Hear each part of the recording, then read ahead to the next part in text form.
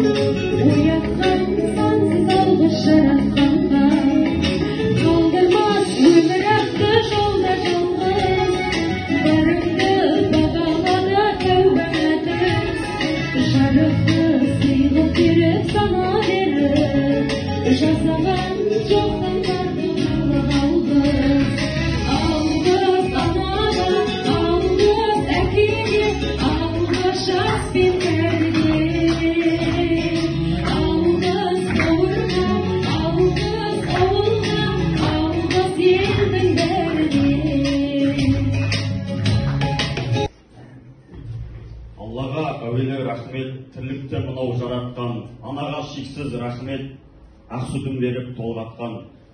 Әкеге айтам мың алғыс, ұрпақтың жібін тарқатқан, бауырға туған рахмет, қолдаған сүйген жұбатқан.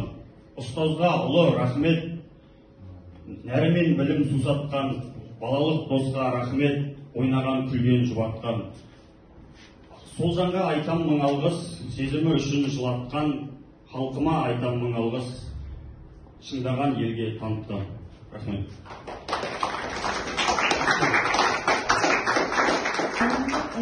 Жақсы ой, кіршіксіз сезімдеріңізді ешкімнен ешқашан аямаңыздар. Тілші ғалым Ахмет Байтұрсынұлы бата біреуге алғыс бергенде айтылатын сөз деген еді. Қазақ жұмысынан кез келген игі іске, жақсы нәрсеге алғыс айтуды әдетке айналдырған халық. Ол әдетіміз әдетке айналған. Алғыс айту сөзімен адамдар бір-біріне қуаныш сыйлайды. Кез келген мұңайып тұрған адам бұл сөзді ести сала көңілі жібейді. Алғыс күні аталыпты бірінші наурыз, парыз деген бәріне айту алғыс. Өмір берген, жан берген, қуат берген Аллахыма айтамын мен шексіз алғыс. Күндіз түні еркелеткен күнімде, әрқашанда мейірім төккен күнімде, ақ жаулығы желбіреген абатай мың алғысын айтады саған күнімде.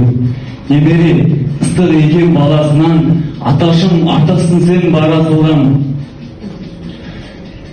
Алғысты бір өзіңе жаудырамын көзіңнің санадың артық қарасынан.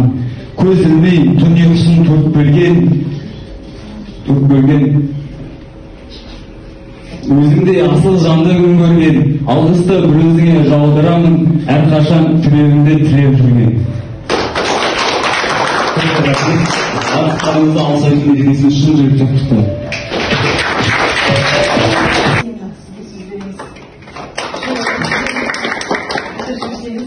Жақсы, біріншіден Лира Казимовақызы бүгін бір әдемі кеш ұйымдастырып, басымызды қосып, әдемі көңілімізге жадыраған көңіл күй ұялатып үлкен рахмет.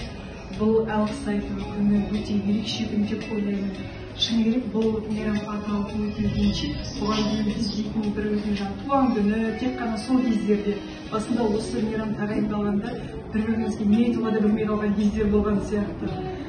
Бұл өте бұл тәрбие сағаты болашақ жастардың қолында дейді ғой. Қазірден бастап балалар осы алғыс айту керек екен. Күнделікті болып жатырған осы ұйқыдан тұрған